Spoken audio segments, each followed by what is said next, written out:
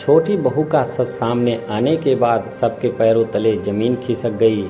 सीमा अपने सास ससुर और देवर देवरानी के साथ कोलकाता में रहती थी। सीमा का स्वभाव बहुत ही अच्छा था और वह एक सुघड़ गृहिणी थी। घर के सारे काम समय पर करना, सास ससुर की सेवा करना और देवर देवरानी के साथ प्यार से रहना उसे खूब आता था। उनकी एक ननद थी पुष्पा, जिसकी शादी हो चुकी थी और वह अपने ससुराल में रहती थी।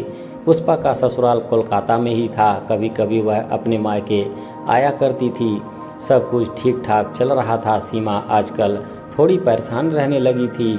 उसकी तबीयत ठीक नहीं रहती थी, फिर भी घर के सारे काम उसको ही करने पड़ते थे।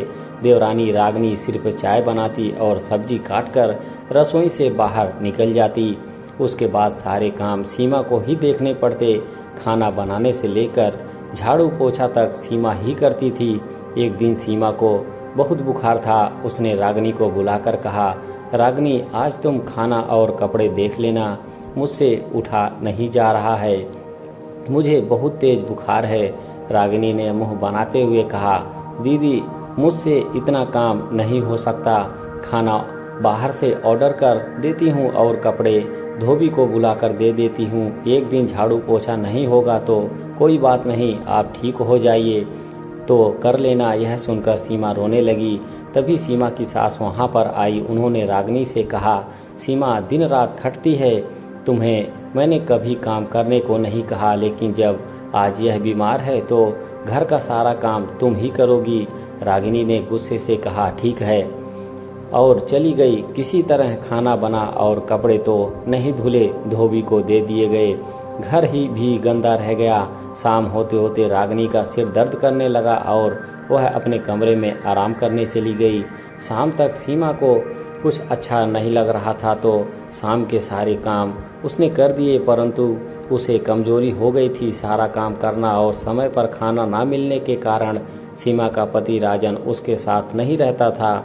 वह मुंबई में काम करता था। सीमा कभी किसी से कोई शिकायत नहीं करती थी, लेकिन अब वह थक चुकी थी। इसीलिए उसने अपनी सास से कहा, माँ जी, घर के काम को बांट दीजिए। सुबह का नाश्ता और झाड़ू पोछा मैं कर दूंगी, दोपहर का खाना और रात का खाना रागिनी बनाएगी और कपड़े अब धोबी को दिए जाएंगे। सासू माँ ने इस बात के लिए हामी भर दी, परंतु जैसे ही रागिनी को इस बात का पता चला, उसे तो लगा कि मैं कहाँ फंस गई।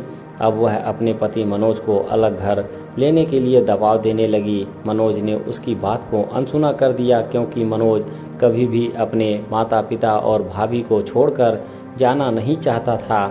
उसने रागिनी से कहा कि काम का जो बंटवारा हुआ है वह ठीक है, भाभी करती हैं तो तुमको भी करना होगा। रागिनी मन महसूस कर रह गई। किसी तरह एक सप्ताह बीता।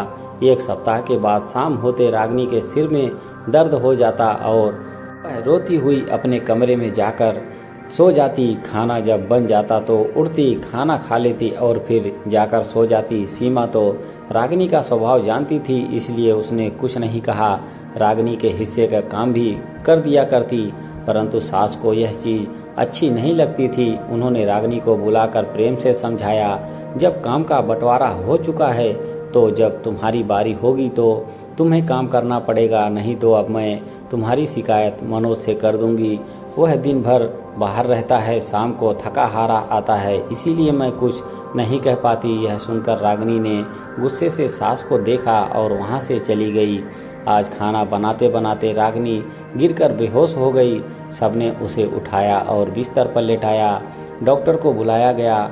डॉक्टर ने कहा, रागिनी का बीपी बहुत लो हो गया है और यह बहुत कमज़ोर है, इसको आराम की ज़रूरत है। अब सास और सीमा दोनों एक दूसरे का मुंह देखने लगी। थोड़ी देर बाद जब रागिनी को होश आया तो सीमा ने कहा, ठीक है, मैं ही सारा काम कर लूँगी, तुम आराम करो।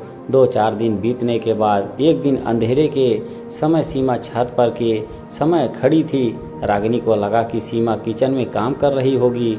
वह अपनी एक सहेली से हंस हंस कर बात कर रही थी और उसने अपनी सहेली को बताया कि वह एक दिन खाना बनाते बनाते बेहोश हो गई थी। डॉक्टर ने आकर आराम करने की सलाह दी है। तब से वह खूब आराम कर रही है। यह सुनकर सीमा को अच्छा लगा, परंतु अंतिम लाइन जो सीमा ने सुनी के तो होश ही उड़ गए। रागिनी ने अपनी सहेली को बताया कि फैमिली डॉक्टर के साथ मिलकर यह सारी प्लानिंग की थी। उसने डॉक्टर को पहले ही फ़ोन कर दिया था और सिखा दिया था कि जब उनको फ़ोन घर से आए तो उनको यहाँ रागिनी के विषय में क्या कहना है। यह सुनकर सीमा को बहुत बुरा लगा। अब उसने सोचा कि अब मैं इसके साथ नहीं रहूँगी। उसने अपने पति राजन को फ़ोन किया और सारी बातें बताई। राजन को भी यह सुनकर बहुत गुस्सा आया और वह छुट्टी लेकर कोलकाता आ गया। यहाँ आकर उसने अपनी माँ से कहा, माँ मेरा और मनोज का बंटवारा कर दो। मेरी पत्नी अब उन लोगों के साथ नहीं रहेगी। मेरी पत्नी भी इंसान है और जिस तरह से बाकी लोग इस घर में अधिकार से रहते हैं उसका ही उतना ही अधिकार है। उसे उसका अधिकार नहीं मिल रहा तो मैं उसको अपने साथ ले जाऊंगा। आप बंटवारा कर दें। राजन ने मनोज और माता पिता के सामने रागिनी की सारी बातें बताकर उसकी पोल खोल दी। यह सुनकर मनोज बहुत शर्मिंदा हुआ। उसने कहा, भैया आप जो फैसला लेंगे मैं उसमें आपका साथ दूंगा।